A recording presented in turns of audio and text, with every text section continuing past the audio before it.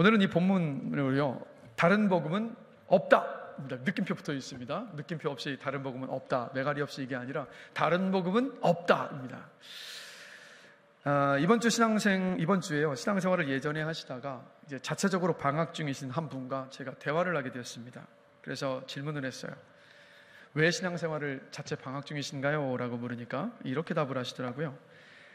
목사님, 종교가 다 똑같잖아요. 마음의 위로와 평안을 얻으려 종교를 갖는 거잖아요. 주일 아침 일찍 교회에 가서 위로도 받고 평안을 얻는 시간이 좋아서 교회에 다녔습니다. 그런데 어느 순간부터인가 제 마음을 불편하게 만드는 듣기 싫은 말을 듣게 되어서 교회에 나가지 않고 있습니다 라고 하시더라고요. 여러분께 질문 드리고 싶습니다. 여러분, 예수를 왜 믿으십니까? 예수 왜 믿으세요? 마음의 위로와 평안을 얻기 위해서 혹시 예수 믿으십니까? 물론 여러분, 우리 예수님은요, 예수를 믿는 사람에게 마음의 위로나 평안을 주시는 분 맞아요.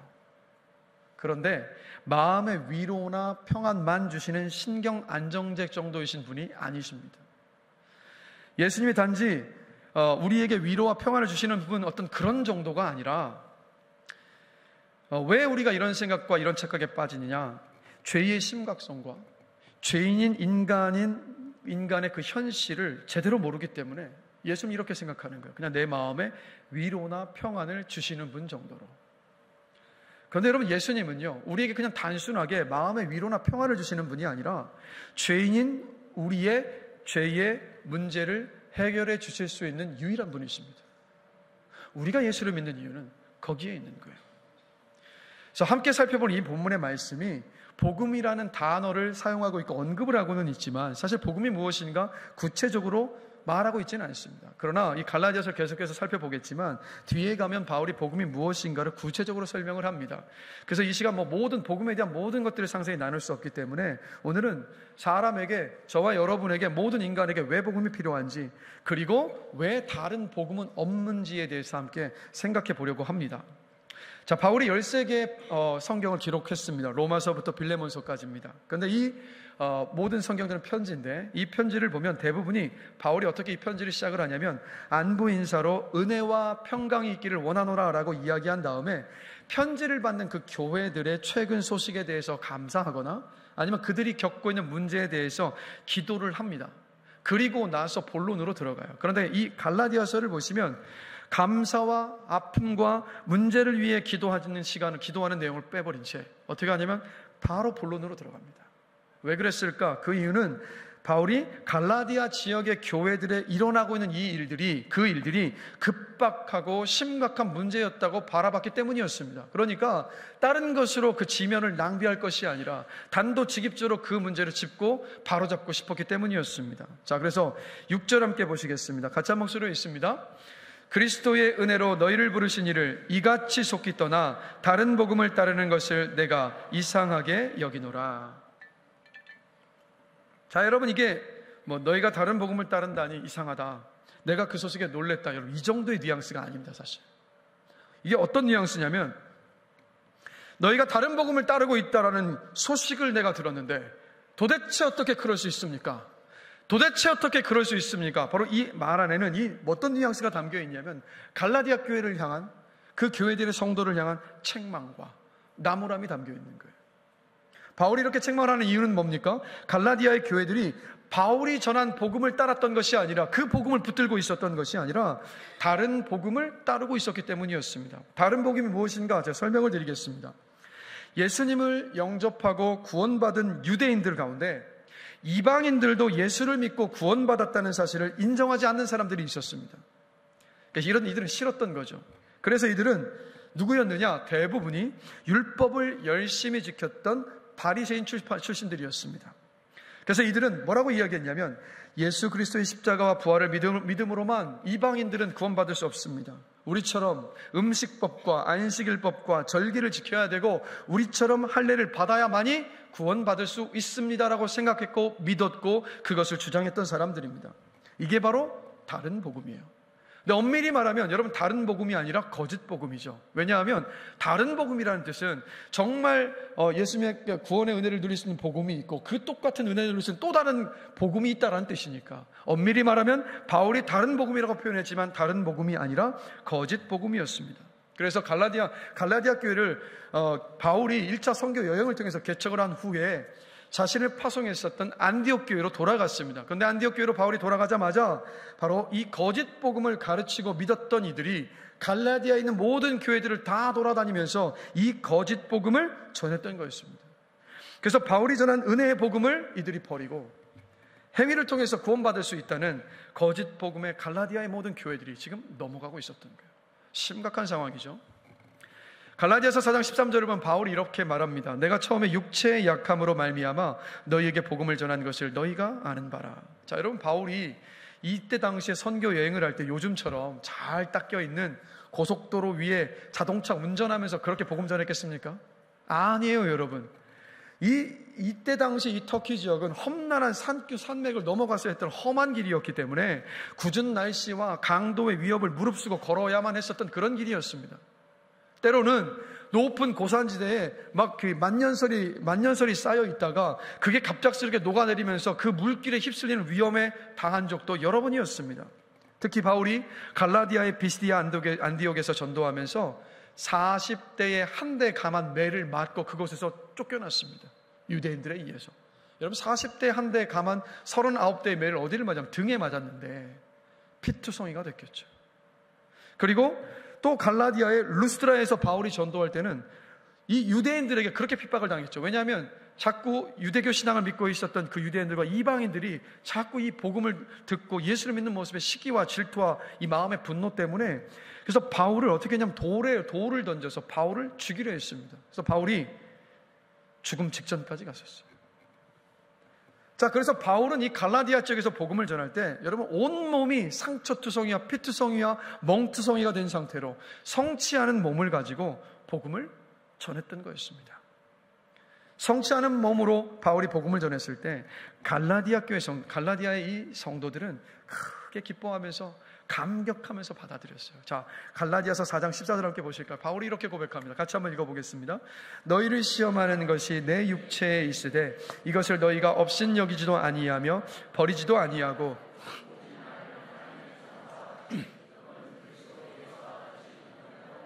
자, 바울이 이렇게 고백하는 것을 보면 갈라디아 교회 성도들은요, 바울과 바울이 전한 복음을 사랑했습니다. 기쁨으로 맞이했고 기쁨으로 그 복음을 받아들였어요. 이랬던 그들이 바울이 전한 복음을 버린 겁니다.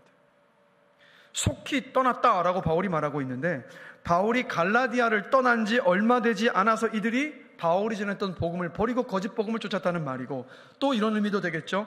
거짓 복음이 전해졌는데 그 거짓 복음이 정말 맞는지 아닌지 살펴보지도 않은 채 성급하게 진짜 복음을 버렸다는 뜻이기도 해요. 그래서 갈라디아 교회 성도들이 바울이 전했던 진짜 복음을 버리고 거짓 복음을 따르는 문제에 대하여서 바울이 아주 강하게 7절에서 이렇게 말하고 있습니다. 같이 한 목소리로 읽겠습니다. 다른 복음은 없나니 다만 어떤 사람들이 교회를 교란하여 그리스도의 복음을 변하게 하려 함이라. 바울이 지금 이렇게 말하고 있는 겁니다. 여러분, 다른 복음은 없습니다. 오직 예수 그리스도의 십자가와 부활을 믿는 믿음으로만이 우리는 구원받을 수 있습니다. 이 복음을 변질시키는 거짓 복음을 버리고 어서 속히 하나님께로 돌아오십시오라고 바울이 강하게 말하고 있는 거예요. 제가 설교 서두에 이번 주에 만난 분과의 대화를 말씀드렸잖아요. 그분이 이런 말을 하셨습니다. 종교가 다 똑같잖아요, 목사님이라고. 여러분, 이게 무슨 말입니까? 이런 뜻입니다. 이슬람에도 불교에도 힌두교에도 기독교에도 구원이 있다. 어디로 가든 구원이라는 산 꼭대기에 올라가는 것은 마찬가지니까 어떤 종교를 갖든 상관이 없다. 그러니 마음 가는 대로 내가 좋아하는 종교를 선택해서 종교 생활을 열심히 하면 된다. 그러면 구원 받는다는 말입니다. 질문 드릴게요. 이걸 이제 종교다원지라고 얘기하는데 정말 다른 종교에도 구원이 있습니까? 정말 다른 종교에도 구원이 있나요? 흔히 세계 4대 성인으로 예수님, 부처, 공자, 소크라테스 혹은 마호메트를 꼽습니다. 자, 부처는 삶이 도대체 왜 이렇게 고통스러운지를 묻고 그 답을 찾았던 수행자였습니다. 공자는 아침에 돌을 들으면 저녁에 죽어도 좋다라는 말을 남긴 바로 진리를 구했던 사람입니다. 소크라테스는 현자로서 진리를 질문했고 친구들과의 대화를 통해서 그 진리를 찾고자 했었던 구도자였습니다. 마호메트는 자신을 알라의 예언자로서 선택받은 하나의 인간으로서 자신을 바라봤어요. 자, 부처, 공자, 소크라테스, 마호메트 모두 인간으로서 진리를 질문한 끝에 나름의 깨달음에 이르렀던 사람들이었습니다. 이들 모두 어떻게 하면 구원을 받을 수 있을지 그 답을 찾으려고 무던히도 노력하며 애를 썼던 사람들입니다. 자, 그런데 예수님은 어떻습니까? 예수님은 그런 노력과 애씀의 모습이 아니라 이렇게 말씀하셨습니다. 내가 곧 길이요 진리요 생명이다. 나는 부활이요 생명이니 나를 믿는 자는 죽어도 살 것이다. 나를 본 자는 하나님 아버지를 보았다. 그리고 죄인들을 향해서 이렇게 말씀하십니다. 너의 죄가 용서를 받았다. 예수님은 100% 사람이었고 그리고 100% 하나님이셨습니다. 예수님은 구원의 답을 찾는 분이 아니라 구원의 답이셨습니다. 모든 종교가 같지 않습니다. 다른 종교의 구원 없습니다. 오직 예수 그리스도를 통해서만이 죄사함을 받고 구원받을 수 있습니다. 오직 예수 그리스도만이 구원의 유일한 통로입니다. 자, 그런데 또 이런 분들이 있죠. 왜 예수 그리스도를 통해서만이 구원받을 수 있습니까? 착하게 살면, 노력하면 얼마든지 죄 용서받고 구원받을 수 있는 것 아닙니까? 어쩌면 이 자리에도 그런 생각을 갖고 계신 분이 계실 수 있을 거예요. 이런 생각을 한 이유가 뭔지 아십니까? 인간인 우리가 처한 상황과 현실을 제대로 모르기 때문이에요. 자, 하나님이 온 우주 만물을 창조하셨습니다. 성경은 온 세상이 어떻게 생겨났는가 어떤 논증을 하거나 증거 제시하지 않습니다. 아주 단도직입적으로 성경을 시작하자마자 이렇게 선언합니다. 태초에 하나님이 천지를 창조하시니라. 천지를 창조하신 하나님의 그 창조의 절정에 누가 있었느냐? 바로 남자와 여자가 있었습니다. 하나님이 창조의 절정에 사람을 만드셨어요. 자, 창세기 1장 26절, 27절 함께 한번 읽어보겠습니다. 하나님이 이르시되 우리의 형상을 따라 우리의 모양대로 하늘의 새와 가축과 온 땅의 모든 것을 다스리게 하자 하시고 하나님이 자기 형상 곧 하나님의 형상대로 사람을 창조하시되 남자와 여자를 창조하시고. 아멘. 하나님이 여러분들을 창조하셨습니다. 자, 이 자리에 나무젓가락이 그냥 만들어졌다라고 한다면 믿으실 분 계십니까? 믿으세요? 안 믿으세요? 이거 믿으면요 문제 있는 거예요. 어떻게 제정신이 아닌 겁니다. 나무젓가락이 그냥 생겼다라고 믿는다면 이건 제정신이 아닙니다. 그런데 참 이상하죠? 이렇게 단순한 나무젓가락도 누군가가 만들었기 때문에 있다라는 것을 믿는데, 그럼 사람은요? 그렇게 단순한 나무젓가락도 누군가가 만들었기 때문에 있다라는 걸 믿는다면 왜 사람을 가리켜서 그냥 우연히 생겨났다고 생각하고 그렇게 믿습니까? 이렇게 복잡하고 신묘막측한 생명체가 그냥 생겼다, 그냥 여러분들의 이성과 상식으로 봐도 이건 맞지 않는 말이잖아요. 하나님께서 창조하셨습니다. 기억하십시오. 우리 모두는 우연한 유전자 변종이나 유전자 조작이나 염색체 이상을 통해서 생겨나지 않았습니다. 하나님께서 창조하셨습니다. 그리고 여러분, 비단 우리가 하나님을 느낄 수 있고 알 수 있는 것들이 얼마나 많습니까? 제가 이 말씀을 준비하면서 한번 검색을 한번 해봤습니다. 자, 현재 우주에는요, 우주에는 현재 2조 개의 은하가 있다고 합니다. 자, 우리 지구가 있는 곳이 태양계고요. 이 태양계는 우리가 속해 있는 은하의 가장자리에 있습니다. 그러니까 이 은하 안에 얼마나 많은 별들이 있겠습니까? 그런 은하가 2조 개래요. 자, 그런데 그 한 은하에 약 1000억 개의 별이 있다고 합니다. 그렇다면 현재 우주에는 약 2000조 개의 별이 있다라는 말이에요. 여러분, 2000조면은 그 숫자가 상상이 되십니까? 전 상상이 안 돼요. 자, 그런데 뭐냐면 지금도 이 우주는 팽창하고 있습니다. 지금도 별들이 만들어지고 있습니다. 우연히 이런 일들이 벌어지고 있다고요? 아니요. 또 여러분, 모락산 산꼭대기에 올라가서 사이남에 올라가서 이 밑에만 내려다봐도, 우리는 이 작은 야트막한 산꼭대기에 올라가서 그 밑을 내려다봐도 우리는 뭘 생각합니까? 하나님을 인정하고 고백할 수밖에 없잖아요. 그 자연 앞에서. 여러분, 하나님께서 온 우주와 생명체를 창조하셨습니다. 온 우주와 모든 생명체가 우연히 생겨났다고 하는 무신론과 진화론의 끝은 뭔지 아세요? 허무주의입니다. 왜요? 우연히 생겨난 생명이고 우연히 생겨난 이 우주이기 때문에 어떤 의미와 목적을 가지고 살아야 할 이유를 찾지를 못하기 때문에, 그래서 무신론자들, 진화론을 신봉했던 모든 자들의 끝이 비극적인 경우가 정말로 많습니다. 그러나 하나님께서 모든 것을 만드셨다, 이건 무슨 뜻이겠습니까? 바로 우주의 모든 것이 목적을 가지고 있다는 것을 의미합니다. 하나님의 형상을 따라 만들어진 여러분 모두를 향해서 하나님은 계획과 목적과 뜻을 가지고 계십니다. 우리 각자의 삶이 의미가 있는 이유가, 그리고 우리에게 허락된 이 삶을 살아갈 때 책임감을 가지고 살아야 하는 이유가 바로 여기에 있는 거예요. 왜요? 하나님은 여러분의 인생을 위한 뜻과 계획을 갖고 계시기 때문에. 이렇게 하나님이 우리를 창조하셨기 때문에 하나님은 우리에게 어떻게 살라고 말할 권리가 있으십니다. 하나님은 우리가 어떻게 살길 바라셨냐면, 하나님을 예배하고 하나님을 기뻐하며 하나님께 순종하기를 바라셨습니다. 하나님께서 나를 얼마나 사랑하신가, 그 사랑 안에서 자기 자신을 사랑하면서 내 이웃을 사랑하며 살기를 바라셨던 것이 하나님의 뜻입니다. 그러나 사람이 어떻게 했습니까? 그 뜻을 거부했죠. 그게 바로 뭡니까? 아담과 하와가 선악을 알게 하는 나무를 따먹었던 사건. 하나님을 예배하고 순종하며 살기보다는 내가 하나님이 돼서 내 뜻대로 내 마음대로 살고자 했습니다. 그래서 죄가 무엇인지 아세요? 죄는 하나님이 아닌 자기 자신을 중심으로 살고자 하는 근본적인 의지, 여러분, 이게 바로 죄입니다. 다시 말씀드릴게요. 죄는 하나님이 아닌 자기 자신을 중심으로 살고자 하는 근본적인 의지를 말합니다. 자, 태어나면서부터 하나님을 믿는 사람이 있습니까? 이 자리에 여러분들 가운데 응애 하면서 응애 저 하나님 믿어야 하시면 태어나신 분 계세요? 그런 분 한 분도 없습니다. 우리 모두는 태어날 때부터 하나님이 아닌 자기 자신을 중심으로 살고자 하는 근본적인 의지를 가진 죄인으로 이 땅에 태어납니다. 그럼 또 어떤 분들도 이렇게 말씀하시더라고요.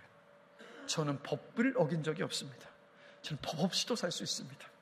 그런데 왜 제가 죄인입니까? 라고요. 자, 만약에요, 이거 만약입니다. 만약에 여러분의 머리 주변을 몰래 계속해서 돌고 있는 카메라가 있다고 한번 생각을 한번 해보십시오. 이 카메라는 24시간 동안 여러분의 모든 그 시간을 다 촬영을 합니다. 심지어 여러분들이 마음속으로 하는 생각까지도 다 기록해요, 그 카메라가. 자, 이게 만약이에요. 그런 건 없지만 만약입니다. 자, 이런 카메라가 있습니다. 그런 카메라가 여러분들의 생각과 하루 24시간의 모든 행적들을 다 담고 있습니다. 자, 여러분, 그 카메라 누군가에게 보여주실 수 있으십니까? 왜 못 보여주시는데요? 왜 못 보여주시는데요? 왜 그렇습니까? 우리는요, 죄송합니다. 우리 아무리 막 죄짓지 않은 척, 미워하지 않는 척, 경건한 척 하지만 사실 우리는 내가 얼마나 나쁜지 너무 잘 알고 있으니까 보여주죠. 자, 또 여러분, 성경 말씀을 따라 살려면 우리 어떻게 합니까? 성령님의 도움을 구하며 뜨겁게 기도하고 목장 모임에서 막 중보기도 부탁하고 마음속으로 결단하고 애써야 할까 말까예요. 자, 그런데 죄를 짓는데 이런 노력이 필요하던가요? 죄를 짓는 것은 왜 이렇게 쉽습니까? 가르치지 않아도. 이게 뭘 말합니까? 사람은 모두 죄인입니다. 사람은 모두 죄인이에요. 죄를 지을 수밖에 없는 죄인인 사람들, 자기 자신을 중심으로 살고자 하는 의지를 가진 사람들이 함께 모여서 지금 살고 있는 겁니다. 자, 그러니까 이런 죄인들이 살아서 함께 모여서 부대끼며 살다 보니까 수많은 범죄와 갈등과 다툼과 아픔과 상처를 겪을 수밖에 없는 겁니다. 자, 그런데 이 세상은 뭐라고 말하냐면, 과학과 기술이 발전하면, 법과 제도가 더 나아지면, 교육을 잘 받으면, 경제적으로 풍요로워지면 죄 없는 살기 좋은 세상이 될 것이다라고 이야기합니다. 자, 생각해 보십시오. 지금 대한민국은요, 과거의 그 어떤 때보다도 풍요롭고요, 법과 제도도 잘 발달했습니다. 이제는 대학 졸업장을 가진 사람을 찾아보기 힘들 만큼 많은 교육을 받은 사람들로 넘쳐납니다. 질문 드릴게요. 이런 우리 대한민국이 죄 없는 살기 좋은 나라입니까? 죄 없는 살기 좋은 나라가 되기는커녕 이런 말들이 도리어 우리를 하지 않습니까? 예전보다 더하다고. 그런데 여러분, 이런 죄의 문제를 사회 탓으로, 환경 탓으로 돌리지 마십시오. 죄를 뭔가 치료받을 수 있는 질병쯤으로 치부하지도 마십시오, 여러분. 성경은 분명히 말씀합니다. 로마서 3장 23절입니다. 같이 읽겠습니다. 모든 사람이 죄를 범하였음에 하나님의 영광에 이르지 못하더니. 성경 분명히 말해요. 모든 사람은 뭐라고요? 죄인이라고. 죄를 지어서 죄인이 아니라 죄인이기 때문에 우리는 죄 짓는 것이 너무 자연스럽습니다. 이 세상에 문제와 아픔과 고통의 근원적인 이유는 뭐라고요? 결국 여러분, 죄입니다. 자, 죄 때문에 겪는 아픔과 고통과 문제들도 이렇게 큰데, 근데 더 큰 문제가 있어요. 자, 한번 질문 드립니다. 여러분에게 하나님은 어떤 하나님이십니까? 아마 여러 가지 여러분들이 경험하셨던 경험 속에서 하나님에 대한 고백을 하시겠죠. 어떤 분은 사랑의 하나님이라고, 어떤 분은 자비의 하나님이시라고, 어떤 분은 능력의 하나님이시라고, 어떤 분은 전지하신 하나님이시라고, 어떤 분에게는 어디에든 계시는 분이시라고, 어떤 분은 막 은혜를 주시는 하나님이라고. 여러분 각자만의 경험 속에서 이야기하는 하나님의 모습이 있습니다. 그런데 여러분, 이것을 아셔야 됩니다. 여러분이 경험하고 여러분이 고백한 그 모습만이 하나님의 전부가 아니라는 것. 우리 모두가 고백하는 그 모든 것들이 하나님의 모습입니다. 하나님의 속성입니다. 그렇다면 우리가 오늘도 예배하고 있고, 우리가 믿음으로 고백하고 있고, 우리가 붙들고 살기를 원하는 우리 하나님의 속성 가운데 가장 대표적이고 가장 중요한 속성이 뭔지 아십니까? 바로 거룩입니다. 거룩하신 하나님. 그래서 우리는 삼일체 하나님을 믿고 있는데, 삼일체 하나님을 표현할 때 뭐라고 표현합니까? 성부, 성자, 성령이라고 하잖아요. 그 성자가 무슨 성자입니까? 거룩할 성자입니다. 하나님의 가장 중요한 속성은 바로 거룩. 그럼 이 거룩하다는 것이 무슨 뜻이냐? 이런 뜻입니다. 하나님이 거룩하시다는 것은 물리적으로 인간과 세상을 완전히 초월하신 존재라는 의미입니다. 그리고 윤리적으로 본다면 죄가 전혀 없으시고 의로움으로 충만하신 분이라는 뜻이에요. 거룩하신 이 하나님을 하박국 1장 13절을 보면 이렇게 말씀하고 있습니다. 같이 한번 읽겠습니다. 주께서는 눈이 정결하심으로 악을 참아 보지 못하시고. 눈이 너무도 정결하셔서 악을 참아보지 못하시는 분. 이분이 바로 오늘 우리가 예배하는 거룩하신 하나님이십니다. 하나님은 거룩하시고 온전히 공의로우시고 정의로우시기 때문에 모든 악을, 모든 죄를 단호하게 다루십니다. 세상 법정은요, 어떤 죄들을 잘못 판결하거나 그 죄에 처벌하지 못하는 경우가 있어서 많은 사람들이 막 분통 터뜨리는 경우들이 얼마나 많습니까? 그러나 하나님의 법정에서 그런 일은 일어나지 않습니다. 일어날 수 없습니다. 하나님은 죄에 대하여 진노의 심판을 하시고 철저하게 다루십니다. 그 말은 뭡니까? 하나님은 죄인인 우리를 단호하게 다루십니다. 자, 에베소서 2장 3절 함께 보실까요? 한 목소리로 읽겠습니다. 전에는 우리도 다 그 가운데서 우리 육체의 욕심을 따라 지내며 육체와 마음에 원하는 것을 하여 다른 이들과 같이 본질상 진노의 자녀이었더니 죄인으로 태어나서 죄를 지으면서 하나님의 진노의 심판을 받을 수밖에 없는 우리들을 향해서 뭐라고 말씀하고 있냐면, 여러분들은 본질상 진노의 자녀다라고 말씀하고 있습니다. 본질상 진노의 자녀이었더니라는 것은 무슨 말이냐면, 우리는 태어날 때부터 죄를 단호하게 심판하시는 하나님의 진노가 우리 머리 위에 항상 머물러 있는 존재라는 뜻입니다. 언제라도 그 진노의 심판이 내려도 이상하지 않을 존재, 바로 그런 존재라는 것. 그리고 성경은 하나님의 진노의 심판을 받은 죄인의 마지막 운명이 지옥이라 불리는 영원하고 의식적인 고통의 장소라고 분명히 가르치고 있습니다. 우리 마가복음 9장 43절 한 목소리 한번 읽어보겠습니다. 만일 내 손이 너를 범죄하게 하거든 찍어버리라. 장애인으로 영생에 들어가는 것이 두 손을 가지고 지옥 곧 꺼지지 않는 불에 들어가는 것보다 나으니라. 마가복음 9장 48절도 한 목소리로 읽습니다. 거기에서는 구더기도 죽지 않고 불도 꺼지지 아니하느니라. 죄에 대한 하나님의 심판에 대해서 성경이 사용하고 있는 이미지는요, 무시무시합니다. 여러분 혹시 막 이런 분 안 계셔야 될 텐데, 지옥이 그렇게 나쁜 곳은 아닐지 모른다는 생각을 혹시 하는 분 계시면 그 생각 버리십시오. 그런 곳이 아닙니다. 지옥은 영원한 고통 속에 있어야 되는 곳이에요. 이렇게 하면 또 이해를 못해. 잘 와닿지 않으니까. 자, 여러분, 손가락에 칼로 베이면 어때요? 아프죠? 물론 조금 지나면 이제 통증이 사라지고 아물지만 그걸 말씀드리는 게 아니라 베었던 그 순간 아프지 않습니까? 자, 손가락 하나가 베어도 그 고통이 심한 이 고통이 영원히 된다면 어떠실 것 같으세요? 지옥에서 우리가 받게 될 영원한 고통은 이 칼로 손에 벤 그 아픔이 영원히 가는 것보다 더한 고통, 감히 비교조차 할 수 없는 고통입니다. 고통이 감아여지질 않아요. 줄어들질 않아요.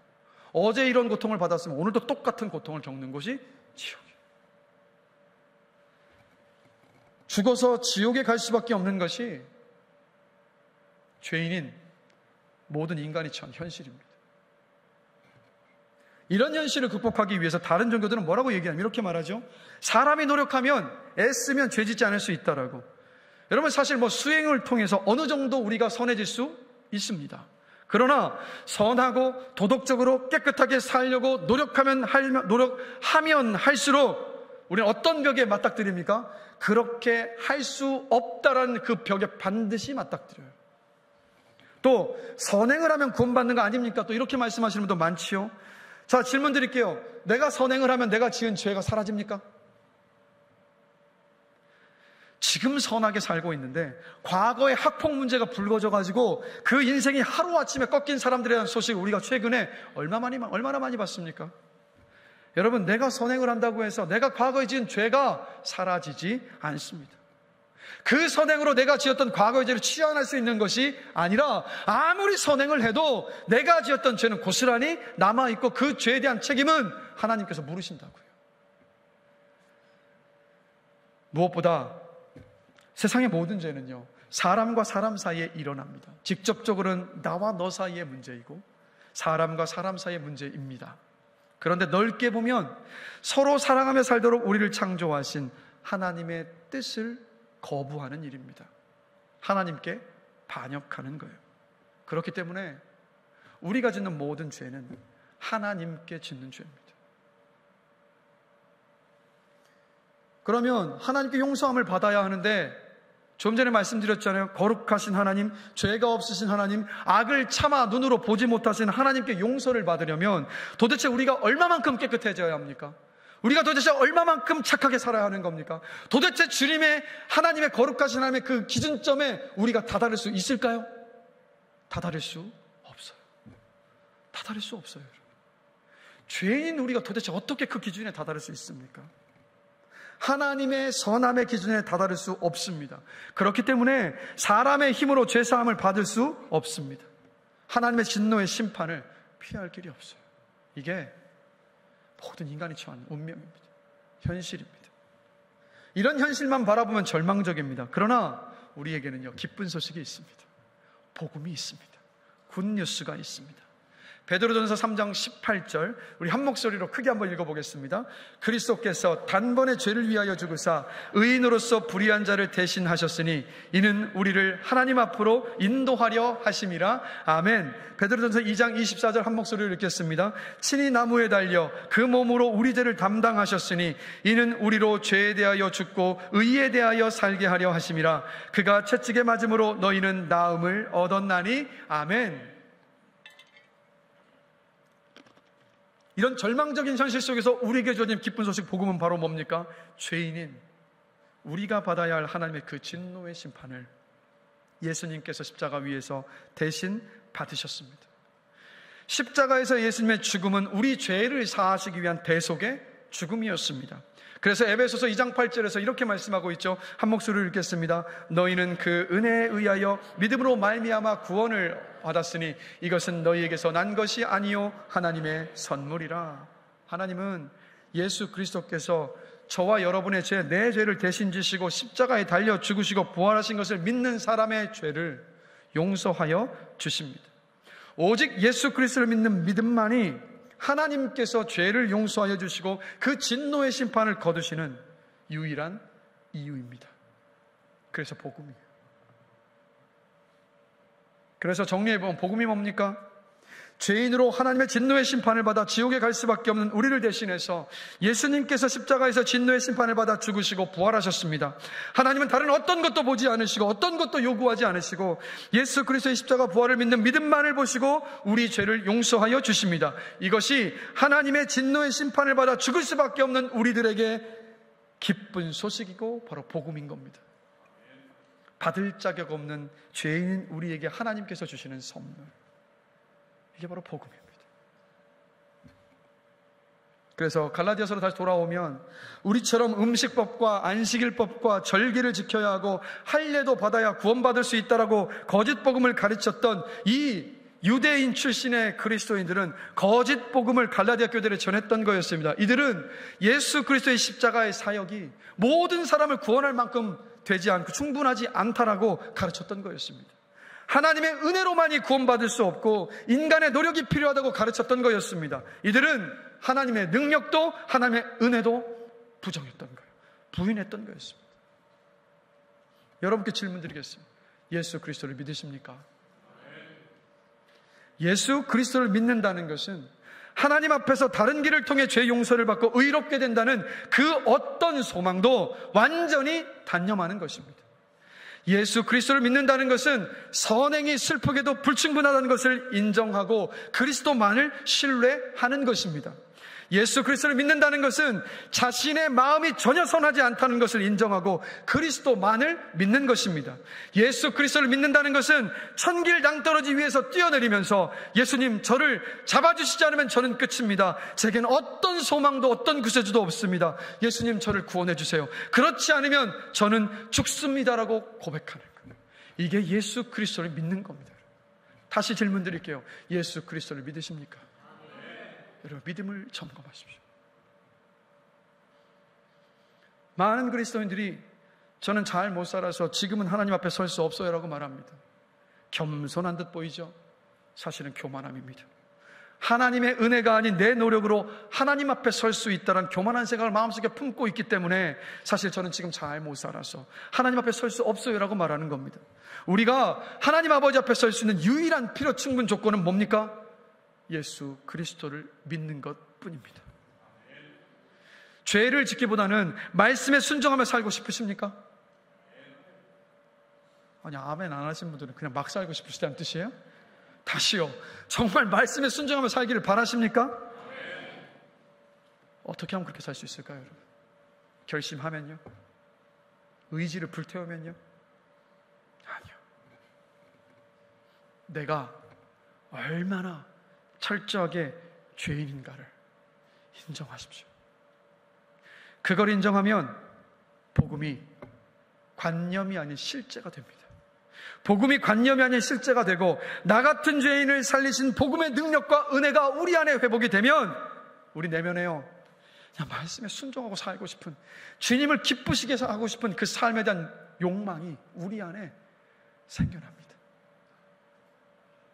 그래서 그리스도인은 내가 어떤 죄인이고 어떤 추악한 죄인이고 나 같은 사람을 구원하여 주신 주님의 사랑과 그 은혜가 얼마나 큰지를 돌아보고 고백하는 사람이 그리스도입니다. 오직 예수 그리스도의 십자가 부활을 믿는 사람만이 죄 사함을 받습니다.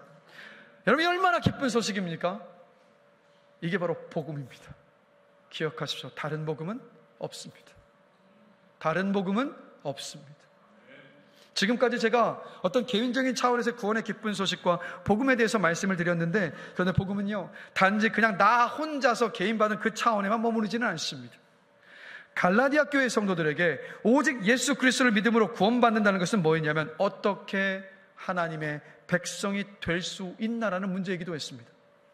바울은 이방인인 그들에게 다른 어떤 것도 필요하지 않고 오직 예수 그리스도가 십자가에서 우리를 대속해 죽으셨다는 단 하나의 사실이 유대인과 이방인 구분 없이 하나님의 백성으로 만들어 준다라고 전했습니다. 이게 바울이 전했던 복음이에요. 우리가 유대인이든 이방인이든 흑인이든 백인이든 자유인이든 노예이든 가난하든 부유하든 남자이든 여자이든 주인이든 종이든 아무런 상관없이 예수 그리스도의 십자가 아래 마침내 한 몸이 되었다는 사실, 이것이 바로 바울이 전했던 복음이었습니다. 그래서 에베소서 2장 19절에서 이렇게 말씀하고 있죠. 한 목소리 한번 읽어보겠습니다.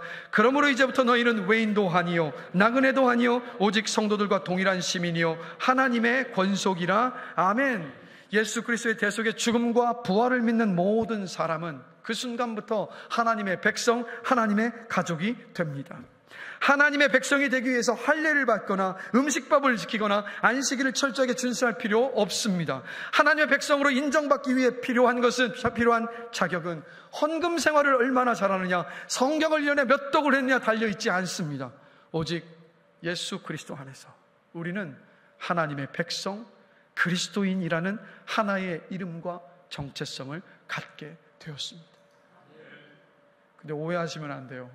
이 말을 또 헌금생활 대충 해도 되고 성경은 안 읽어도 되고 예배생활 흐트러지게 해도 된다는 뜻이 아니잖아요. 그게 아니라 하나님의 백성에 대한 자격이 백성이 되고 난 다음에 기쁨을 해야 될 그것들에 있는 것이 아니라 오직 예수 그리스도를 믿는 믿음 안에서 하나님의 백성이 되고 하나님의 자녀 될 수 있다는 겁니다. 이런 말이 있죠. 개떡같이 말해도 찰떡같이 알아들어야 되는 말이 있는데, 여러분들 꼭 오해하지 마시고 들으시고 그 진리 안에 머물게 되시길 주님의 이름으로 축복합니다. 그래서 예수 그리스도를 믿는다는 것은 예수 그리스도가 십자가에서 우리를 대속하신 바로 그 사역만이 우리를 하나님의 백성, 하나님의 가족이 되게 만든다는 것을 받아들이는 것입니다. 이게 복음입니다. 만약에 우리가 이 진리를 잊어버리고 예배, 11조, 직분, 교회 봉사의 연수, 재산의 많고 적음, 외모, 스펙 등을 통해서 성도의 정체성을 가지려고 시도하는 그 순간 우리도 거짓 복음을 따라가는 사람이 되는 겁니다. 오늘날 우리 안에도 유대주의의 잔재들이 있습니다. 특정한 어떤 신앙의 행위, 직분, 교회 내 입지 등으로 서로를 판단하고 성도의 등급을 나누는 일들이 바로 그런 일들입니다.